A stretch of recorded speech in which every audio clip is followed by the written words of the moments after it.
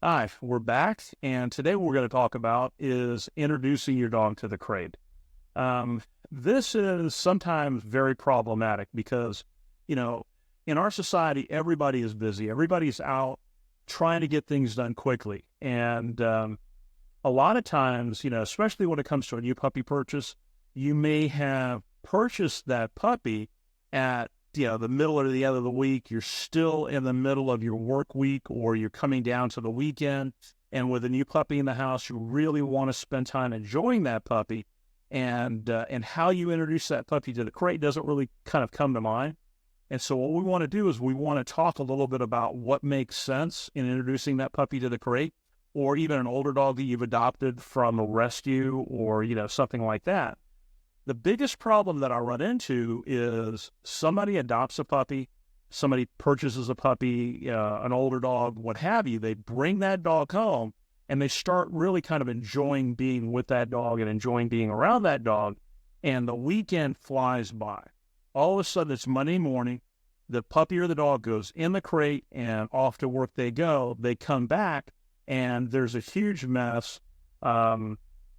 The puppy has not done well in the crate, or that older dog maybe has gotten kind of freaked out and hurt itself trying to get out of the crate. And, the whole situation kind of blows up in their face, so to speak. The biggest problem with this is they're setting themselves up for failure.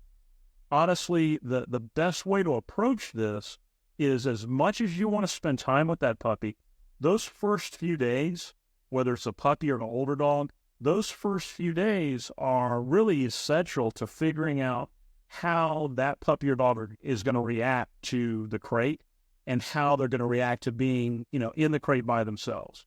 So the first thing that I would do is try to, select a weekend when you first bring that puppy or dog home that you can start applying some of the techniques that I'm going to give you, so that you've done this for a couple of days, maybe 2 or 3 days before you actually start going through your work week. Now, for those of you that are home all the time, cool, not a big deal. You can work through it a lot slower. But for those of you that, are working families, that are going to be gone all day, you need to take this step by step through the process. So the first thing that we're going to do is we're going to put this puppy or this dog in the crate, lock him up 5 minutes, and see how he does. So you leave him where he's at and walk away. If there are bad behaviors, whining, fussing, crying, scratching, correct for those behaviors. And a few videos from now, we're going to talk about what corrections are and how they work. But you want to correct those bad behaviors so that you can kind of move through the process a little bit better.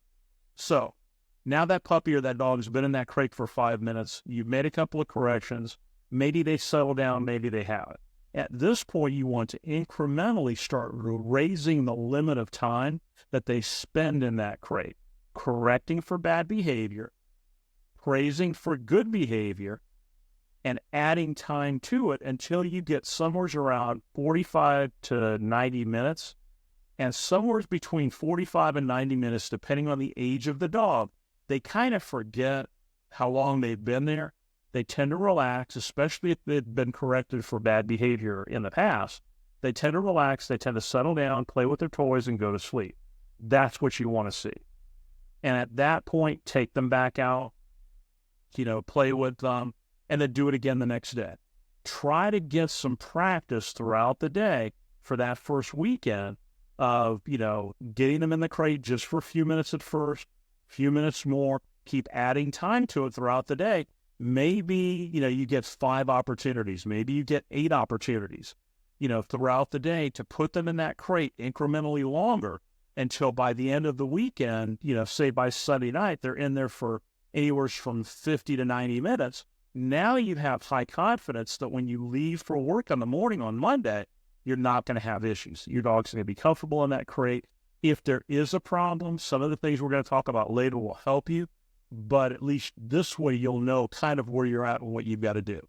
Now, let's talk about rescue dogs, or dogs that have anxiety issues. Again, I'm not a big one for separation anxiety, but I know that a lot of dogs haven't been taught, or they come from environments where, by omission, they haven't learned how to be by themselves properly. So in a case like that, you're going to know immediately. And what you're going to find is as soon as you put that dog in that crate, they're going to have almost what looks like a spaz attack. They're going to freak out. They're going to tremble. They're going to start yodeling and whining and trying to get out. It's almost like a panic attack, to be quite honest with you. And so you need to be aware of that. You need to be understanding about that. You need to pull that dog out of that crate and start applying a very slow method.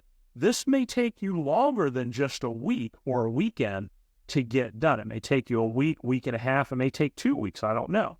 I can't say that because I'm not with your dog, but I will tell you one thing. If you apply this technique slowly and work your dog through it gradually, it will work. And as you start to work through it, you'll see a lot of progress. And then you can start working through the actual crate training process. So basically what you want to do is you want to take your door to your crate and open it, and then either take a piece of wire, a wire tie, or a piece of cord or a bungee cord, and basically keep that door locked open. The reason you want to keep that door locked open is so that you want your dog to be able to easily get in and out of the crate without any issues. You want your dog to feel like, okay, if I go in the crate, I'm not trapped. Now, the other thing that you want to do is start feeding your dog in the crate. Now, this means actually taking your dog's food, pushing it all the way to the back of the crate and leaving it there. Leave it there until your dog eats it. Don't force your dog to stay in the crate. As a matter of fact, you may want to put a puppy gate up or a dog gate up and just leave that crate open and feed your dog in that crate for a week until your dog gets used to going in and out of the crate. And then, on a very limited basis, start with a couple of minutes, close the door while he's eating, and talk to him. Oh, that's a good boy. That's a good puppy. As he gets used to that, while he's eating, close the door a little bit longer. Leave the door closed for 5 minutes, 10 minutes, 15 minutes. By the time you get him to about 30 minutes while he's eating his food, he's doing pretty good. At that point, you can experiment. During a time when he's not eating his food in between meals, you could put him in a crate, ask him to go in, close the door, leave him in it for a couple of minutes and see how he responds. Correct any bad behaviors, praise for any good behaviors, and incrementally build that time up. And I think that you're going to find that that's really going to work well for you. Again, this is why we decided to do these preparatory videos in Crate Training 101 to help you get through the sticking points before you get into the actual program. That way, when you do get to the actual program, you're going to be successful because you won't have all of this to deal with as well. So work through these things, see how they work for you. And I know that you're going to get through this. I know you're going to be successful with it. And I'll see you on the next video.